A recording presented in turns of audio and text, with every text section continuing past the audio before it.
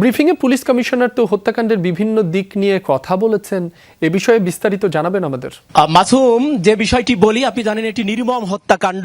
এই হত্যাকাণ্ডকে ঘিরে এখন সারা দেশ এবং বিশ্ব কিন্তু আলোচিত একটি বিষয়। এবং যে তথ্যটি আমি আপনাকে দিতে চাই, যিনি আজকে যে পুলিশ কমিশনার মহোদয় যে ব্রিফিং করেছেন এবং তদন্ত সূত্রগুলোর সাথে আমার যে কথা হয়েছে, সেটি হচ্ছে যে 22 তারিখ যে শুক্রবার, যে 21 তারিখ যে ভোরবেলা অর্থাৎ 6টায় প্রথম কিলিং এর শিকার হন গণপতি চক্রবর্তী। এবং সেটি আপনি জানেন যে এর আগে যেটি আমরা বলেছিলাম যে রাতে প্রথম রাতের দিকে সীমান্তের বাসায় সিদ্ধার্থ এবং মুগ্ধ ইয়াবা খেয়েছিলেন। ইয়াবা খাওয়ার পরে আবার রাত 3টার দিকে আবারও তাদের মধ্যে ইয়াবা সেবনের আকাঙ্ক্ষা জাগে। তখন আমি যতটুকু জেনেছি সেটি হচ্ছে যে আর একজন শান্ত নামে একজন কামাল কাসনা এলাকার একজন ইয়াবা ব্যবসায়ীর কাছ থেকে আবারও তারা 4টি ইয়াবা কেনেন এবং সেগুলো নিয়ে তারা গণপতি চক্রবর্তীর ছাদে যান।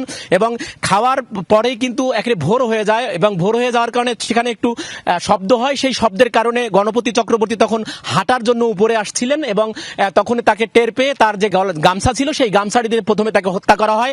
এবং এই সময় যে শব্দ হয় সেই শব্দ পেয়ে যে প্রীতিলতা চক্রবর্তী তার স্ত্রী এবং যে আগামী চক্রবর্তী তার কন্যা ছাদে যান। ছাদে যাওয়ার পরে প্রথমে তারা প্রীতিলতা চক্রবর্তীকে হত্যা করেন গলায় গামছা পেঁচিয়ে, এবং সিদ্ধার্থ হত্যা করেন, মুগ্ধ হত্যা করেন প্রীতিলতা চক্রবর্তীকে, এবং সিদ্ধার্থ হত্যা করেন আগামী চক্রবর্তীকে। এবং আগামী চক্রবর্তীকে যখন মারা হচ্ছিল তখন তার সহজে তাকে মারা যাচ্ছিল না। তখন পাশে কবুতরের যে জায়গাটি ছিল, সেই কবুতরের জায়গা থেকে একটি রশি ছিল, সেই রশি দিয়ে তাকে মারা হয়। তারপর তারা যখন নিচে যান তখন দেখেন যে সেই বিছানার মধ্যে ঘুম থেকে উঠেছে প্রিয়ম কেবল, এবং প্রিয়ম সিদ্ধার্থকে দেখেই একটি কথা বলেছে যে সিদ্ধার্থদা তুমি এখানে কেন? তখন সে ভেবেছে হয়তো সে তাকে চিনে ফেলেছে।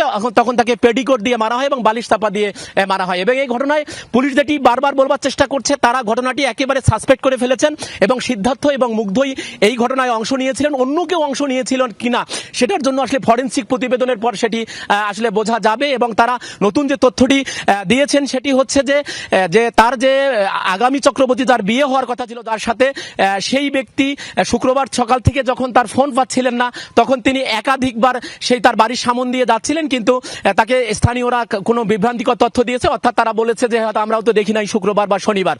অর্থাৎ এই যে চাঞ্চল্যকর যে হত্যাকাণ্ডটি, এই হত্যাকাণ্ডটির এখন মোটামুটি মোটিভ একেবারেই পুলিশ কমিশনারের দাবি অনুযায়ী তারা একেবারে চূড়ান্ত পর্যায়ে পৌঁছেছেন।